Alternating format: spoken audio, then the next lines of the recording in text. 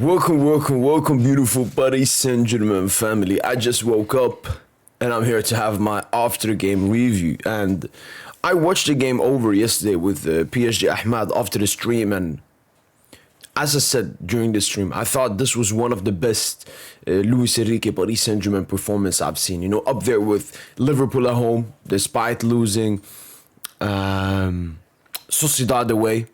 That was a top game.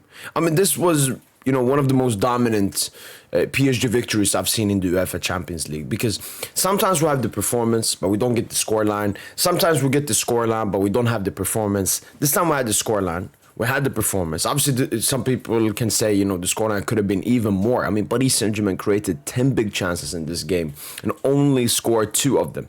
2 of the other goals did come from non-big chances. The Kvara banger and Nuno Mendes banger probably as well.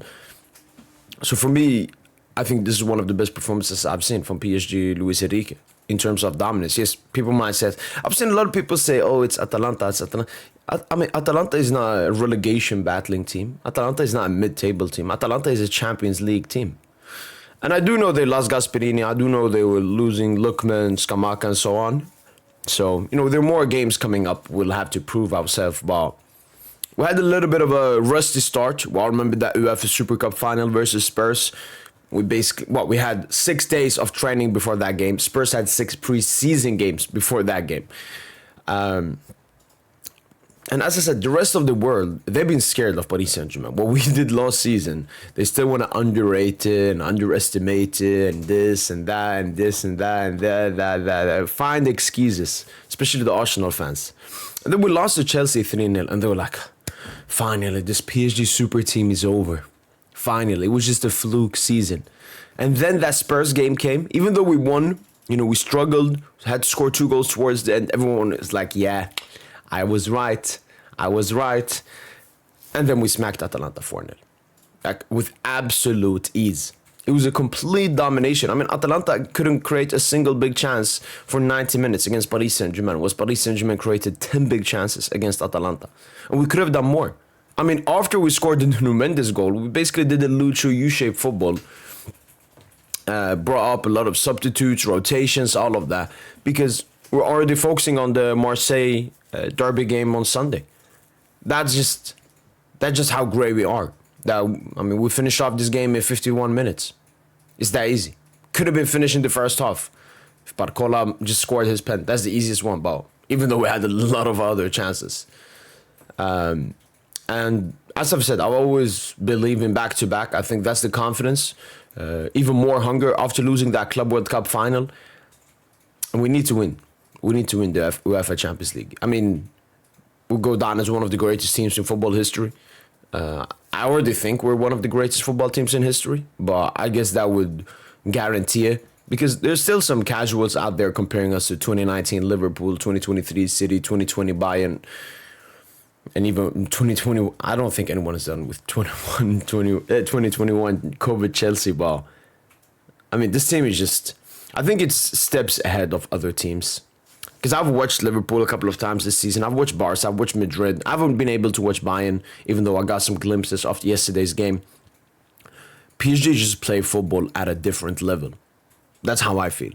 Like the constant movement from the Paris Saint-Germain players yesterday, the constant 1-2s, the runs, the athleticism, the technical ability. I just don't think any team can match us, both individually and collectively. I think that's one really strong case with this PSG team. How we play as a unit could potentially be the best in history. Like, when he moves there and he takes his place and he moves there and he knows he has to make that run and he goes there and he takes the shot and he makes the pass and he makes the cross. I don't think any other team in the world plays as a unit as Paris Saint-Germain. But we don't play robotic unit. We play fluid unit. And that's what makes us so unstoppable, because I kept hearing the commentators saying, how are you supposed to guard this team? Khvicha Kvaratskhelia is a player you need to have 2 players on. Ousmane Dembele is a player you need to have 2 players on. When Desiree Doué comes back, he's a player you need to have 2 players on. Prati Barcola, I mean, he can cook. Then you have Nuno Mendes and Ashraf Hakimi. And we've seen this before. When we remember the Liverpool game, we remember the second leg. Toughish game, Paris Saint-Germain managed to go through. But are we forgetting about the first leg when we made Liverpool, one of the best teams in the world, the best team in the Premier League at that time? We made them look like a relegation battling side. But obviously they won 1-0. We couldn't get the goals that we wanted and needed. And it's a little bit forgotten. But we made Liverpool play like a relegation battling team. And I think that will continue. I mean, we made Madrid look like a relegation battling team at the Club World Cup as well. We all remember that game. We made Atletico Madrid look like a relegation battling team. Actually, that was a little bit of a tough game. We got the goals towards the end. The Atletico won in the Club World Cup. But last season we were great. But this season, unfortunately for Europe, we will be even better. I mean, the level Fabian Ruiz is playing at, the level that Vitinha is playing at. Khvicha Kvaratskhelia first full season at PSG. Desiree Doué and Ousmane Dembele back after a disgusting injury. Hakimi, Nun Mensch. Oy, oy, oy. And that's the thing, like, why I'm understanding the transfer window even more. We didn't have to. We didn't have to. Why? Because this is the second youngest team to ever win the Champions League. It's only going to get better. It's only going to get better. Like, majority of the players are going to have at least a slight improvement in their game. They're more used to the system. They're getting older. They're getting more experienced, more confident in themselves. And that's, for me, the biggest thing. Because when the Paris Saint-Germain players and fans really believe in Paris Saint-Germain, it was after that Liverpool performance. And then we dragged on for the rest of the UCL, especially including in the Champions League final. But I think this season we're starting off with that belief already. We won the Champions League. We reached the Club World Cup final. We've already won the UEFA Super Cup. We have such a tough group stage. But Paris Saint-Germain might get like 24 out of 24 at this point. And that might sound as an overreaction, but I just think Paris Saint-Germain really want to prove themselves this year. Full year as well. Because last season, oh, you were mid in the group stage, you were this, oh, 4-0 Atalanta. Did we have a performance like this in the group stage last year? No, I don't think so. Like, the best was 4-1 Stuttgart, 4-0 Atalanta.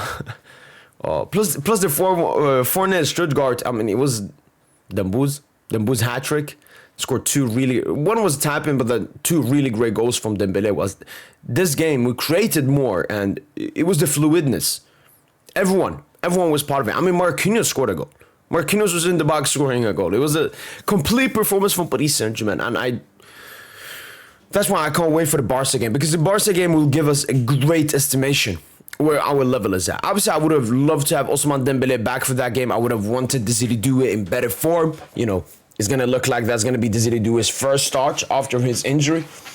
But I can't wait for that game. And I can't wait for the Bayern game as well. Bayern look like the best team so far this season when you look at their results. I haven't watched a Bayern game, but when you look at the results, everything they've done, beating Chelsea as well, I'm gonna respectfully put them 1. I think they've been very impressive by München so far. And they're the team, I guess, to be just so far this season. But I can't wait for that game.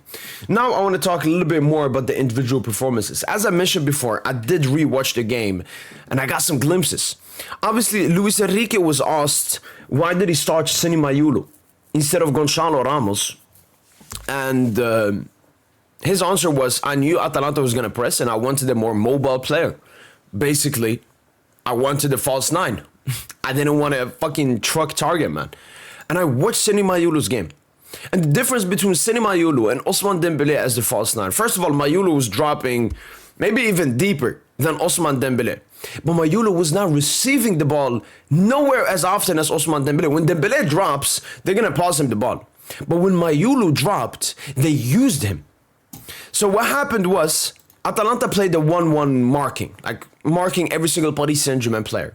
So when Mayulu, who his marker was Isakien, when Mayulu dropped down to these spaces, close to the center-backs, multiple times I saw that, Isakien followed him all the time here, which opened up even more gaps in the defensive area. So I sincerely hope that Luis Enrique stops the Gonçalo stuff and plays Seny Mayulu. Seny Mayulu will become better from this. He will get more experience. He will improve his abilities. He will improve his ball knowledge. He will just become a better player. Instead of giving those minutes to Gonçalo Ramos when, you know, he's been the same player for the past 3 seasons, give that to Seny Mayulu.